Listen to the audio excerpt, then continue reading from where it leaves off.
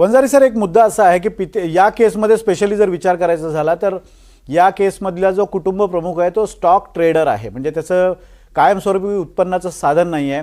कर्जबाजारीपणाच्या सुद्धा बातम्या समोर येत होत्या. त्यांनी स्वतः असं सांगितलेलं आहे की मी काही कर्जबाजारी वगैरे नाही आहे, पण साधारण आर्थिक अडचणी या कुटुंबाला होत्या. म्हणजे एक मोबाईल विकून त्यांनी लाईट बिल भरलं आहे अशी माहिती पोलिसांनी दिलेली आहे.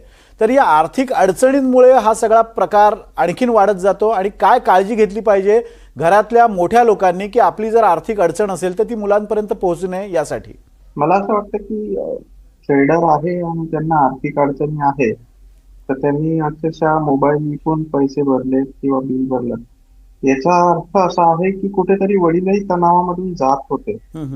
त्याच्यामध्ये त्यांना आर्थिक लॉस होत होता आणि ते स्वतः तणावामधून जात असल्यामुळे त्यांचं मुलांकडे किती लक्ष गेलं असेल हाही एक महत्वाचा मुद्दा आहे. कारण जेव्हा माणूस स्वतःच्याच अडचणींमध्ये गुंतलेला असतो तेव्हा तो आजूबाजूचं जग बघू शकत नाही किंवा आजूबाजूच्या अडचणी बघू शकत नाही, मुलांच्या इमोशन्सशी कनेक्ट होऊ शकत नाही. हा एक महत्वाचा मुद्दा आहे. त्याचबरोबरीने मुलांना हे सगळे लक्षणं येत आहेत, जसं मॅडमने आता सांगितलं की मागच्या 6-8 महिने असतील किंवा काही वर्ष असतील जेव्हापासून त्यांना छोटे छोटे लक्षणं आहेत, हे लक्षणं लक्षात येणं किंवा ते आल्यानंतर त्याचं गांभीर्य असणं आणि त्याचं गांभीर्य असल्यानंतर त्याच्यावर पाऊल उचलण्यासाठी न्यूनगंड न बाळगता मानसोपचार तज्ञ असतील किंवा काउन्सिलर्स असतील यांच्याकडे मुलांना घेऊन जाणं हे तितकंच महत्वाचं आहे.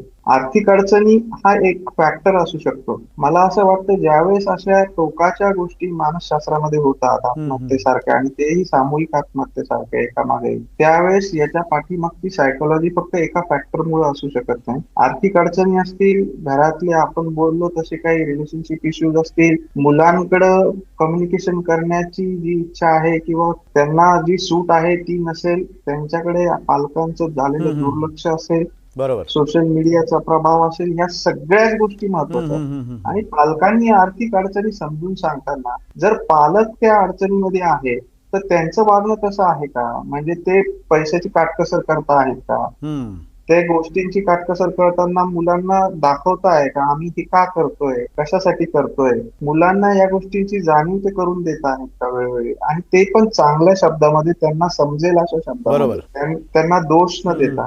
तर कम्युनिकेशन आणि रिलेशनशिप मधला ट्रस्ट वाढतो, तर मुलांना सेफ वाटतं घरातलं वातावरण, आणि त्यातून या गोष्टी टाळता येण्यासारख्या आहेत किंवा त्या गोष्टींना आपण वेळीच काहीतरी इलाज करू शकतो. अगदी धन्यवाद डॉक्टर नकुल वंजारी सर. आणि कुटुंबाची भूमिका या सगळ्या आपल्या जगण्यामध्ये किती महत्वाची आहे या मुद्द्यावर आपण ही चर्चा केली होती. प्रामुख्यानं कुटुंबात सुरक्षित वाटावं यासाठी काय केलं पाहिजे याबद्दल आपण चर्चा केली.